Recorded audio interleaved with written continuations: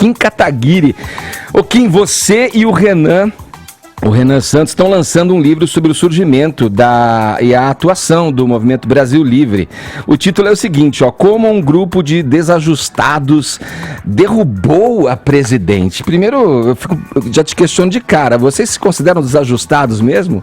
Ou foi só um jogo de palavras ali pra... Não, é um bando de desajustados mesmo. Foi um negócio, um bando de moleque maluco que foi se juntando e as coisas foram meio acontecendo, assim.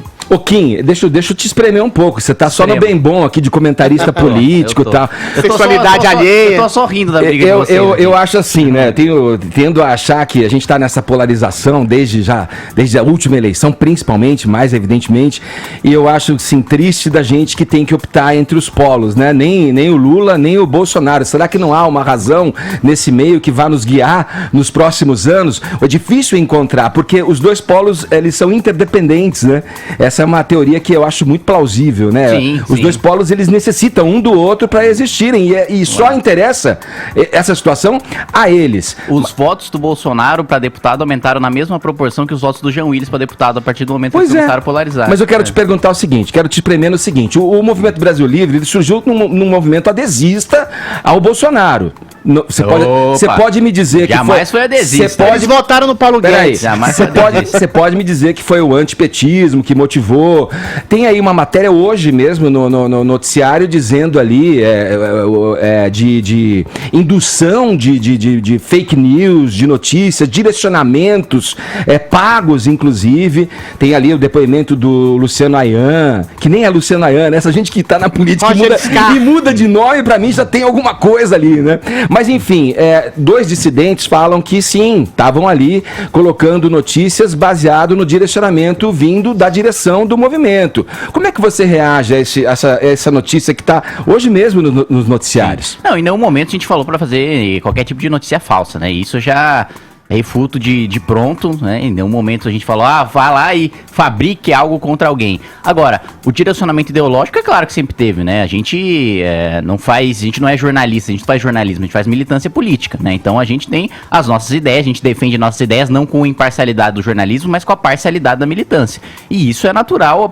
mesmo quando a gente tenha um blog de notícias, apesar de que mais recentemente a gente tem tentado profissionalizar para ficar mais próximo do jornalismo, nós ainda fazemos militância política e nós temos um posicionamento, nós temos adversários e nós criticamos nossos adversários e nós exaltamos nossos aliados e nós levamos nossas pautas em frente e não tem problema nenhum em relação a isso. Mas vocês fizeram questão de se afastar do bolsonarismo. Vocês fizeram dúvida, esse movimento agora. Vocês puxaram o MBL para o centro, digamos. Não, eu acho que o MBL continua sendo de direita. É o Bolsonaro que deixou de ser, não. Acho que nunca foi conservador, porque o conservador ele age com prudência. O conservador ele respeita instituições, né? Ele conserva aquilo que funcionou ao longo do tempo, que são as tradições institucionais, a democracia é algo que deve ser conservado no princípio conservador, né? Prudência. Mas agora, o Bolsonaro, agora ele passou a fazer acordo para proteger o filho ladrão. Ainda sobre... Isso não é a promessa de campanha dele. Ainda sobre a questão das fake news, o UOL publicou uma notícia aqui, por exemplo, com o Roger Roberto Dias André, dizendo que, embora não publicasse notícias falsas no Jornal Livre,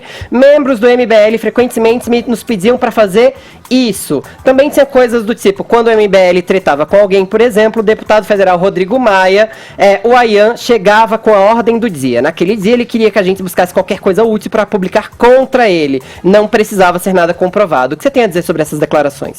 Foi exatamente o que o Edgar acabou de perguntar. É falso, né? A gente jamais pediu para publicar nenhuma notícia falsa, fabricar nenhum tipo de notícia falsa. Pelo contrário, justamente o que a gente sempre pedia era... É que nesse caso não é um rumor, né? É alguém defender, dando nome. Vamos defender, e justamente por dar o nome que nós podemos, inclusive, entrar com um processo por difamação. Kim, vocês vieram pra cima de mim, meu. Vocês vieram me atacando. Só porque por que você colocou pra cima de mim como se fosse uma divindade, Edgar? Vieram pra cima de mim! Deixa eu dizer por quê. Isso foi público, tá nas redes sociais e tal. Que eu fiz uma crítica ao Fernando Holliday, por ir na janela, naquele episódio da bala, ou a bolinha de gude, sei lá o que furou a janela dele lá. Que eu fiz uma crítica a ele como aí sim, enquanto militante do Movimento Brasil Livre, ok. A partir do momento que o sujeito é um agente público, eu acho que esse tipo de atitude é totalmente criticável, condenável. Essa era a minha visão. Peraí, ele tomou um tiro e ele que tem que ser criticado. Ele foi incitar uma oposição que estava ali embaixo. Mas não tem incitação que te leve a levar um tiro, Edgar, pelo amor de Deus, isso não é razoável. Mas peraí, não é razoável um agente público? Não quero trazer essa discussão de novo. Não, mas é só trazer... Ele toma um tiro e ele que tá errado. Eu queria só colocar como pano de fundo que existe uma questão dentro do MBL, verdadeiro ou não, você está negando aqui, de uma ação conjunta de direcionamento contra inimigos imaginários ou não, enfim, existiu um movimento... Existe, Edgar, você tá aqui na minha frente. Mas você não é nada imaginário. Mas você não é inimigo, é uma crítica. Mas você acha que adotou uma posição a partir do momento em que você foi eleito, por exemplo? Você é um exemplo também que eu posso aqui, para fazer jus, né, ao olhar imparcial, que você fez um movimento a partir do momento em que você virou um agente público. Você tem visões mais ponderadas, você fala de uma maneira, eu entendo que mais baseado no que você adquiriu de conhecimento das regras do Congresso Nacional, quer dizer, e eu só fiz uma crítica baseada em algo que eu vi ali de um agente público que eu não considerei legítimo ou recomendável para quem tinha recebido um voto popular. Mas você não acha legítimo também responder a crítica? Perfeito. Não, tudo bem, vamos nessa. Mas, Joaquim, veja bem, vocês admitiram, pouco tempo atrás, uma certa culpa pela polarização política. Sim, vocês eram muito aguerridos. E hoje, não sei se isso é um elogio, vocês são democraticamente odiados por quase todo mundo. As milícias bolsonaristas, os apoiadores do Bolsonaro, a esquerda, etc. Isso indica o caminho Você não acha que esse ataque que vocês fazem permanente ao governo Bolsonaro pode ser contraproducente no sentido de que é a primeira vez que existe no Brasil a possibilidade real, concreta, de ter um governo liberal, com políticas liberais endossadas pelo próprio MBL? A gente endossa a política liberal, o que a gente não endossa é proteção pro bandido, pô. Aí você mantém um ministro do turismo que é ladrão, Sim. Você protege o filho do presidente da república que é ladrão, você vai indicar um indicado do Toffoli pro Supremo Tribunal Federal. Isso aí não é crítica permanente ao governo. Eu super elogio o pacote do Pacto Federativo enviado pelo Paulo Guedes. Acho que dá pra fazer alguns ajustes em relação ao território, a porcentagem da receita corrente líquida que precisa ser comprovada. E não teve movimento que apoiou mais a reforma da Previdência do que o MBL, até mais do que o próprio Bolsonaro. O Bolsonaro, pessoalmente, a única vez que ele veio me pedir voto pra reforma previdenciária foi pra desidratar.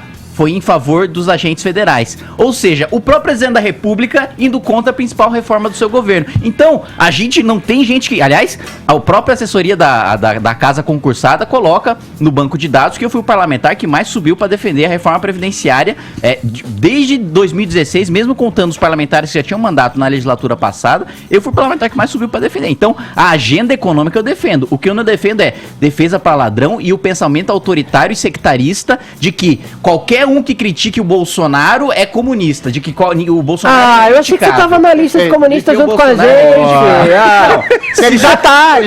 Então, peraí, eu defendo a privatização, eu defendo o capitalismo, mas eu critiquei o Bolsonaro, eu sou liberal. Eu acho legítimo isso que você falou, mas deixa eu só te perguntar. Só uma última frase, Fivito. Eu acho que o Bolsonaro faz com a direita a mesma coisa que o Lula faz com a esquerda. Ele sufoca todas as lideranças que estão abaixo dele. Da mesma maneira que o Lula falou, quando ele brigou com a Marina ali, tirou ela do Ministério do Meio Ambiente. Ele falou, não, a Marina quer tirar o prato da mesa do bolo. Pô, a Marina passou fome. Isso foi feio a mesma coisa fazendo com o Ciro Gomes e outras lideranças. A mesma coisa o Bolsonaro faz na direita. Kim, é uma questão bem rápida. Eu entendo o seu rompimento, também não tolero essa coisa com ladrões, etc. Mas não parece que vocês estão abandonando um barco que vocês defenderam durante muito tempo? Não parece que vocês estão pulando do barco antes que esse barco afunde? E quem abandonou quem primeiro? O Bolsonaro abandonou vocês, deixou vocês na mão, ou vocês deixaram o Bolsonaro na mão? Eu acho que o Bolsonaro abandonou o próprio discurso, porque ele sempre foi crítico ao Supremo Tribunal Federal, agora ele diz que o Toffoli é um bom ministro, né? E tem a indicação do Toffoli como AGU. Sempre teve uma postura crítica ao Supremo Tribunal Federal e o próprio filho articula para tirar assinaturas em relação à CPI. Mas como é que o Bolsonaro vai se insurgir contra um poder institucional? Ele não precisa se insurgir, mas ele precisa indicar o assessor para a AGU, assessor do Toffoli para a AGU. Ele precisa indicar o assessor do Toffoli para o Supremo Tribunal Federal, em detrimento do Sérgio Moro, que ele havia prometido. Porque ele não precisa se insurgir. Uma hora critica ele não precisa se insurgir. Eu não tô falando falando pra ele fazer uma ruptura institucional. Eu tô Exato. falando simplesmente pra ele... Ele precisa colocar um petista na Procuradoria-Geral da República, pô. Aí, Vini, vai lá, Vini. Rapidamente. eu defendo o diálogo com a esquerda. Prova que ele é Se você- complacente e democrático. Eu defendo o diálogo com a esquerda. Vamos ouvir Agora, o Vini. diálogo não é você colocar a esquerda na chefia do Concordo. Ministério Público. Vai, Concordo, Vini, em relação ao faz- Mário, Fazendo uma concordo. análise específica agora sobre a condução da CPMI e das fake news. Como que você tem avaliado? Você acha que pode sair algo produtivo de lá? Eu lembro daquele embate que você teve com o Eduardo Bolsonaro sobre aquela questão da denunciação caluniosa, né? O que tem naquela proposta que você havia recomendado de relação com essa CPMI das fake news? Na verdade, o que eu fiz com aquela proposta foi exigir votação nominal, né? Que cada deputado votasse sim, ou votasse não, ou votasse abstenção.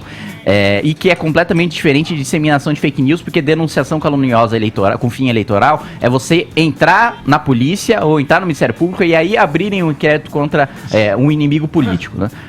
Eu acredito que a CPMI das fake news se transformou só num palanque político para atacar a militância bolsonarista, né? Eu sou um dos maiores críticos do discurso radical e sectarista do Bolsonaro e das militâncias, das milícias que são pagas com dinheiro público para fazer isso. Agora, a CPMI de fake news não tem os requisitos legais para uma CPI, que é fato determinado e período. Não tem qual é o fato a ser investigado e nem tem o período a ser investigado. É basicamente uma CPI que serve para você convocar todo mundo que você não gosta e você achacar no meio do plenário da comissão.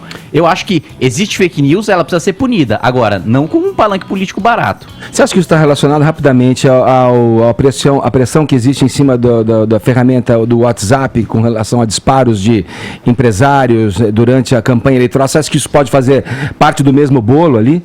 Eu acho que não tem nem relação, porque sequer essas pessoas estão sendo chamadas, né? Sequer os supostos envolvidos aí no disparo de WhatsApp ou os próprios representantes da empresa estão sendo chamados para a CPI. Quem está sendo chamado para a CPMI é simplesmente quem tem algum cargo em comissão ali no governo federal ou no gabinete de algum deputado e faz militância pró-Bolsonaro na internet, né? E isso não é investigar coisa nenhuma, isso é simplesmente atacar adversário político. Sim.